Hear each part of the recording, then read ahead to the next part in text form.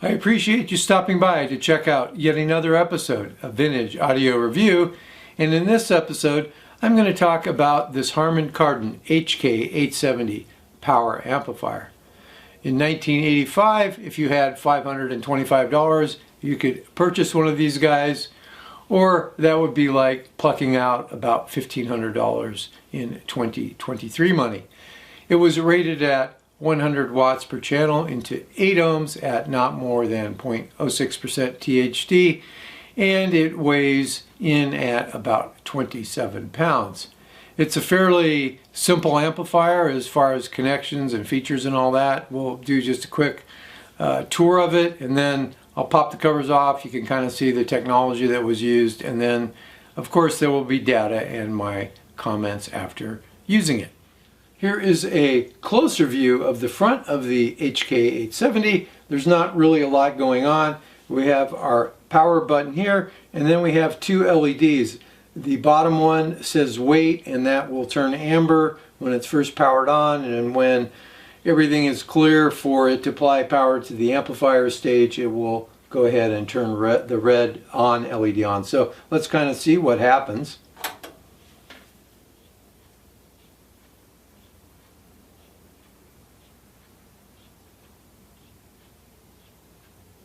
There we go. So it takes about 10 seconds for it to say that everything is okay, and you didn't hear any relay click. There are no relays in this amplifier for speaker protection. This obviously is the rear of the Harmon Kardon HK870. Not a lot going on. We actually have a grounding lug here.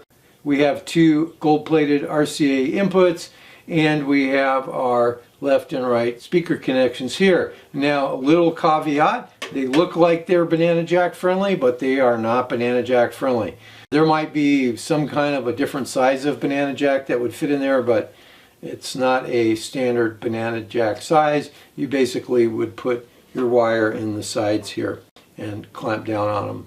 Here is a view of the HK870 with the top cover removed, just to kind of give you a little bit of feel for what's going inside it. We do have a pretty good sized toroidal transformer here. These are the heat sinks for the output transistors. Our main power supply caps are here, and you can kind of see hopefully that guy there and that guy there, those are where your test points are for setting your DC bias portion, and then you have some potentiometers that you adjust down here and down here for your adjustments to set that bias, which is 50 millivolts. This is what the underside of the HK870 looks like with the bottom cover removed. The output transistors are all underneath these little metal covers here. They're pretty easy to gain access to.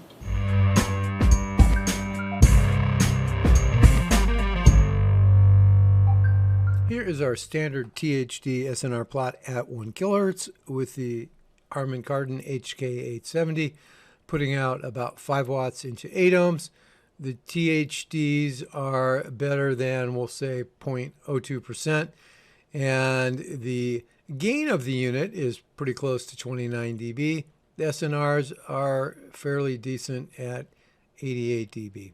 This plot shows the THD SNR at 1 kilohertz with the HK870 putting out about 5 watts into 4 ohms this time, and our THD is looking pretty good. It is better than 0.12%.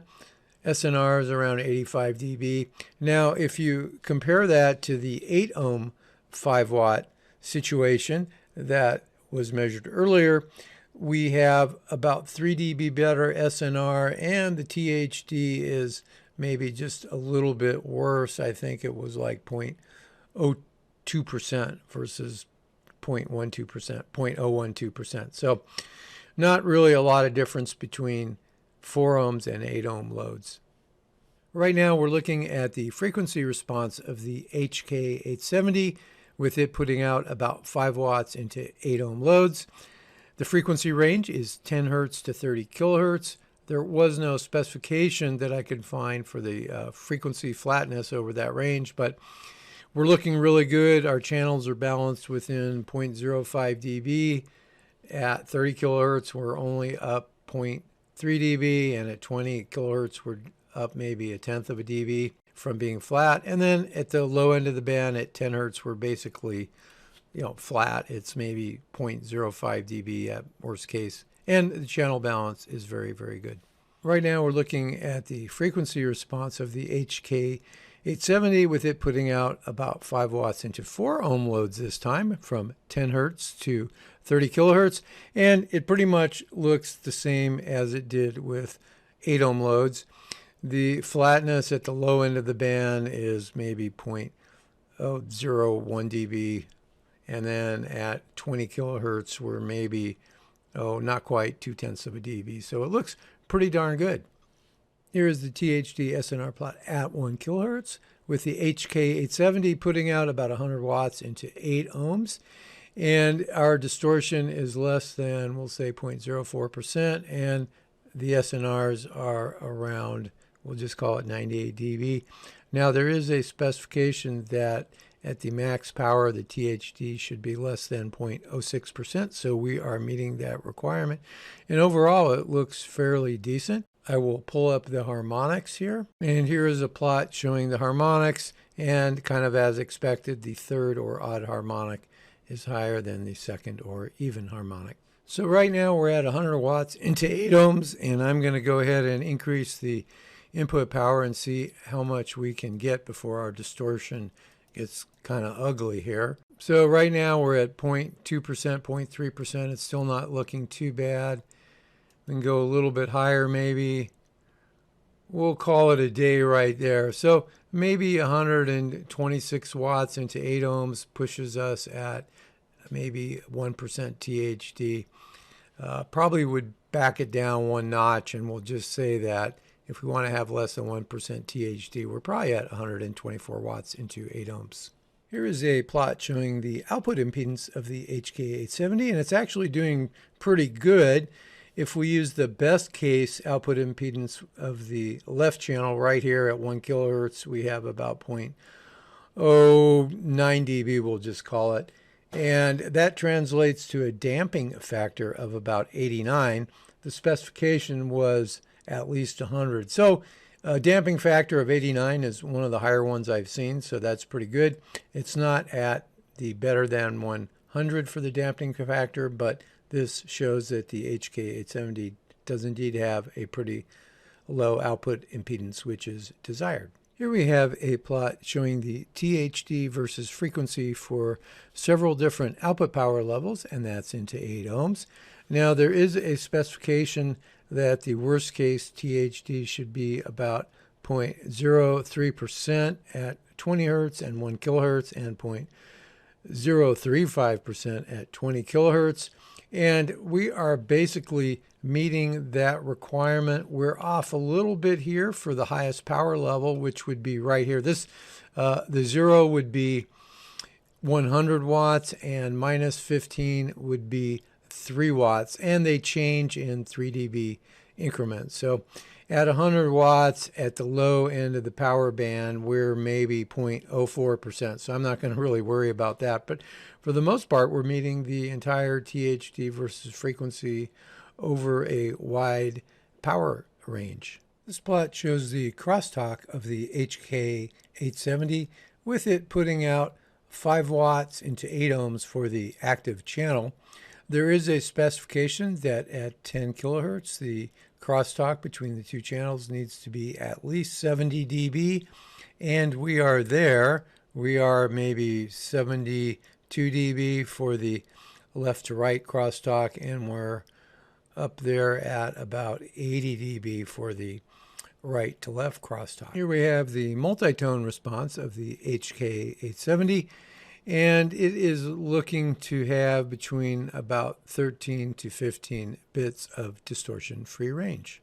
Here we have the HK870 putting out about 150 watts into 4 ohms at 1 kilohertz, and there is a specification that the THD at 1 kilohertz should be less than 0.03%, and I would say that we're pretty darn close to that, and we're still at about 29 dB of gain. You can see our SNR is right around 90 dB, and Our THD plus noise is also pretty low. So this thing is looking pretty sweet at 150 watts.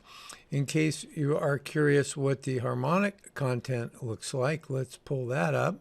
So once again, our harmonics show that the third or odd harmonic is higher than the second or even harmonic, which is what you'd expect for a solid state amplifier.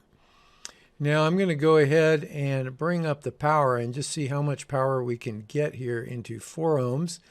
We'll say we're doing good if we're at maybe 1% THD or maybe a bit under that. So you can see the harmonics are starting to get kind of nasty here. And we're at almost 200 watts and we're at 2%. That's a little bit too much. We don't want to break anything here. So if we drop this down, we're at a pretty good power level, 190 watts. The THD is less than 0.2%. So we'll just call it a day there and say you could do 190 watts into 4 ohms.